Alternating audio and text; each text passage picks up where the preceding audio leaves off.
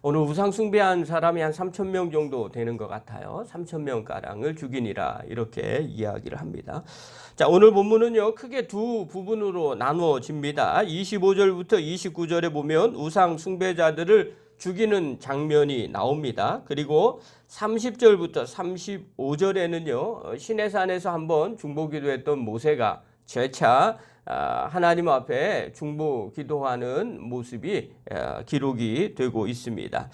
어제 살펴봤어요. 백성들이 방자하게 행할 때 왜 그런가 라고 얘기할 때 25절에 그 이면에는 그것을 놔두었기 때문에 그렇다는 거죠.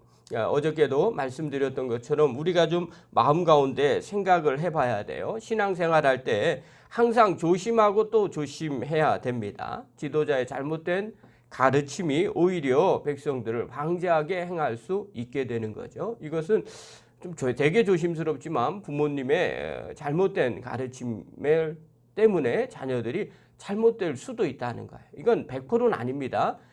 꼭 열심히 하는데도 잘못될 경우가 있어요. 그래서 이게 자녀 교육은 사람 마음대로 되는 게 아니라는 걸 알게 됩니다. 그래서 늘 하나님 앞에 기도하는 거지만 또 다른 한편으로는 부모의 잘못된 가치관을 통해서 자녀들이 잘못되게 될 수도 있다는 거예요. 그래서 늘 조심하고 또 조심해야 됩니다.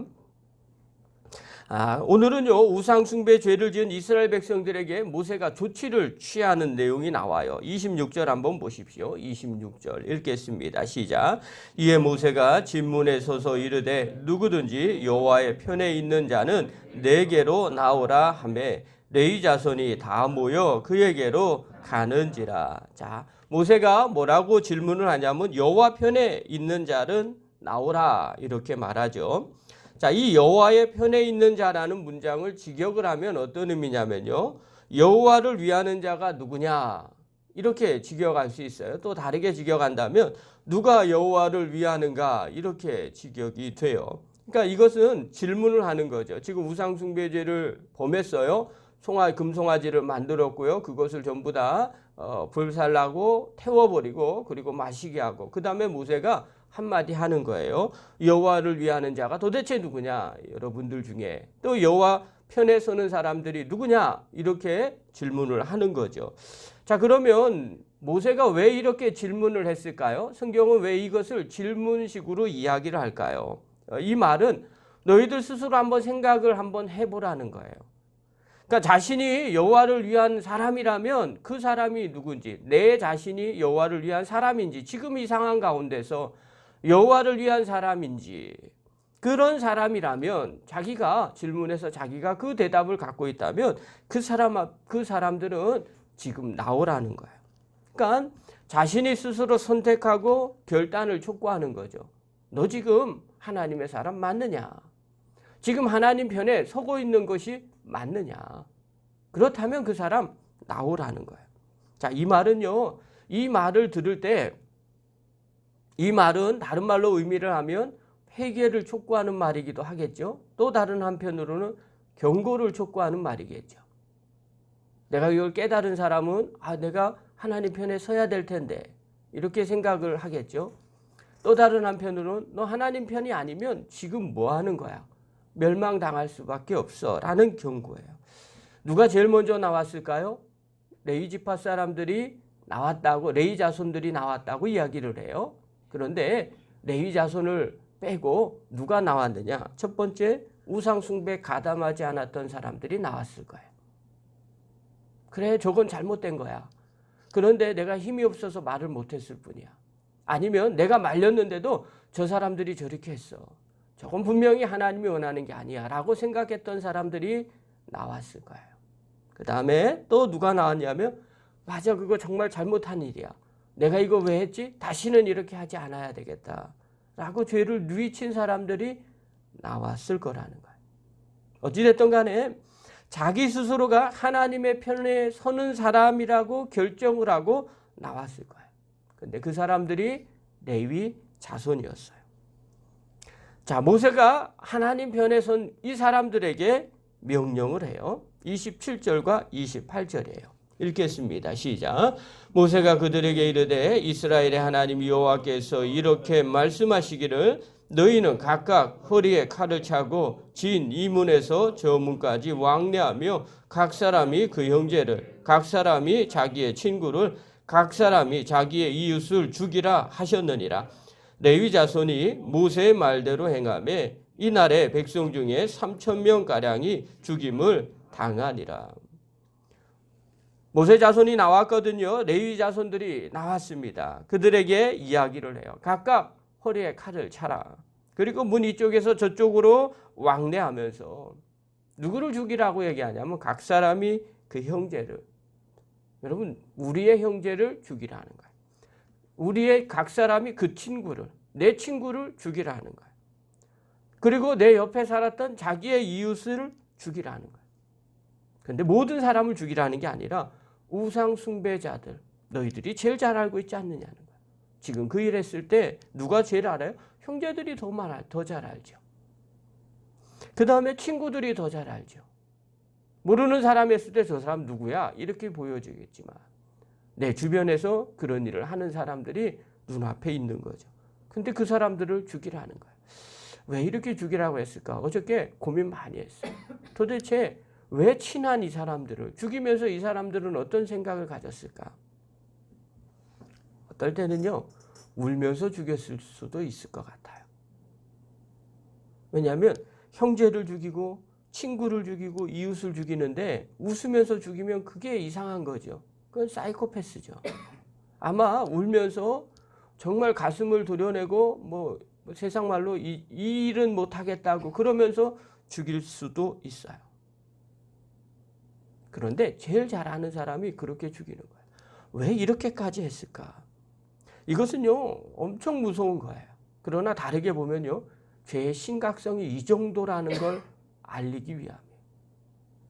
그 죄가 이런 정도의 죄라는 거예요. 형제를 죽일 만큼의 죄, 이웃을 죽일 만큼의 죄, 친구를 죽일 만큼의 죄. 그래서 그렇게 죽이는 레위 자손에게 모세가 이렇게 말을 해요. 29절 보십시오. 29절 읽겠습니다. 시작.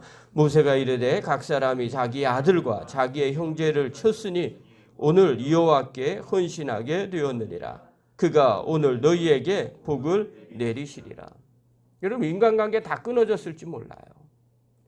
가슴이 아픈 그런 상황이에요. 이건 잘됐다 하고 도륙한 게 아니거든요. 눈물을 먹으면서 여러분 어떤 형제를, 어떤 친구를, 어떤 이웃을 죽이고 싶겠어요. 그런데 그렇게 한 거죠. 그러니까 하나님께서 모세가 뭐라고 얘기하느냐? 너는 여호와께 헌신한 거다. 고민되죠. 우리가 신앙생활할 때 때로는 형제와 이웃에 대해서 십자가를 져야 될 때가 있어요. 때로는요, 하나님보다 더 하나님 사랑하기 때문에 내어둘 때가 있어요. 그때 우리의 마음은 찢어지겠죠. 그러나 그것이 하나님 편에 서는 거라는 거죠. 그러면서 뭐라고 얘기하느냐? 하나님이 오늘 너희에게 복을 내리실 것이다. 힘들고 육체적으로 힘들고 어려워도 하나님께서 너희에게 복을 내리실 것이다. 왜 이렇게 얘기해요? 죄의 심각성을 이야기하는 거예요. 아마 이 칼로 이렇게 죽였던 사람들 죄를 지을까요? 아니요, 짓지 않습니다. 이건 정말 무서운 죄이기 때문에 가슴 깊이 새기는 겁니다. 그리고 이제 모세가 할 일은요, 하나님 앞에 나아가는 일이었어요. 30절부터 32절 한번 봅시다. 읽겠습니다. 시작. 이튿날 모세가 백성에게 이르되 너희가 큰 죄를 범하였도다. 내가 이제 여호와께로 올라가노니 혹 너희를 위하여 속죄가 될까 하노라 하고 모세가 여호와께로 다시 나아가 여짜오되 슬프도소이다. 이 백성이 자기들을 위하여 금신을 만들어 싸우니 큰 죄를 범하였나이다. 그러나 이제 그들의 죄를 사하시옵소서. 그렇지 아니하시면 원하건대 주께서 기록하신 책에서 내 이름을 지워버려 주옵소서. 우상숭배의 죄를요, 모세가 어떻게 인식했느냐? 큰 죄로 인식했어요. 그래서 백성들에게 30절에 얘기하기를 너희가 큰 죄를 범하였도다. 이건 말로만 큰 죄라고 얘기하는 게 아니에요. 진짜 큰 죄예요. 그러니까 3천 명을 죽이는 일을 하죠. 그리고 하나님 앞에 올라가는 거예요. 여러분 사실 하나님은 산 위에서 모세에게 말했어요. 내 백성이 방제하게 행한다. 주의 백성이 아니라 모세 내 백성이 방제하게 행한다고 얘기했어요. 그러면서 뭐라고 얘기했느냐? 32장에 보면 내가 너를 그 백성을 다 진멸할 것이다. 그리고 너하고 같이 새로운 민족을 만들겠다라고 이야기했어요. 하나님께서 산 위에서는 어떻게 생각하셨느냐? 이걸 아주 큰 죄로 인식을 한 거죠. 그래서 민족을 전부 다 진멸하겠다고 이야기할 정도의 큰 죄였어요. 모세는 거기서 중보기도했죠. 내려왔는데 모세도 동일해요. 그것을 보고 난 뒤에 모세도 이거는 큰 죄로 인식했어요. 그래서 동료 3천 명을 죽인 거예요. 우상숭배에 가담한 사람들을 다 죽여버린 거죠. 그리고 속죄하기 위해서 하나님 앞에 올라간 거예요. 여기서 눈여겨봐야 될 단어가 30절에 보면 혹이라는 단어예요. 내가 이제 여호와께로 올라가노니 혹 너희를 위하여 속죄가 될까 하노라. 여러분 혹 너희를 위하여 속죄가 될까 하노라 라는 이 단어는요 반드시 속죄함을 받겠다는 게 아닙니다.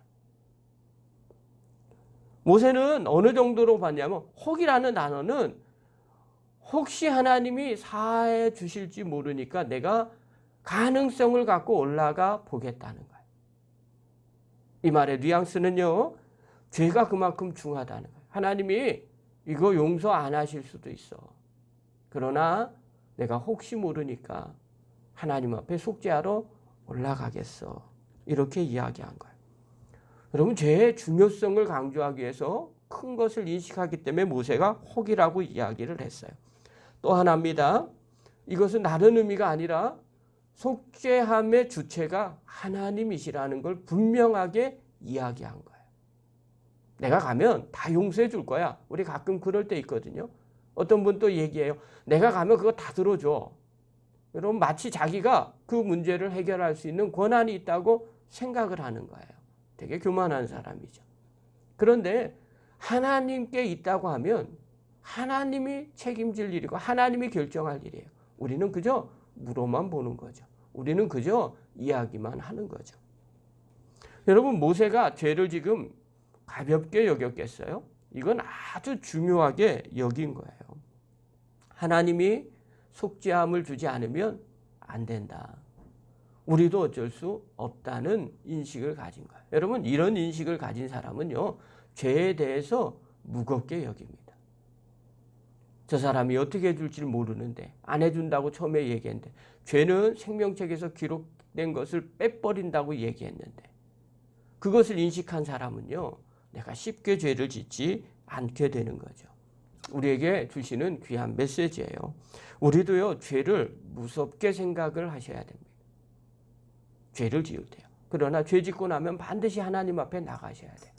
그러나 하나님이 사하심을 안 해줄 수도 사실은 있는 거예요.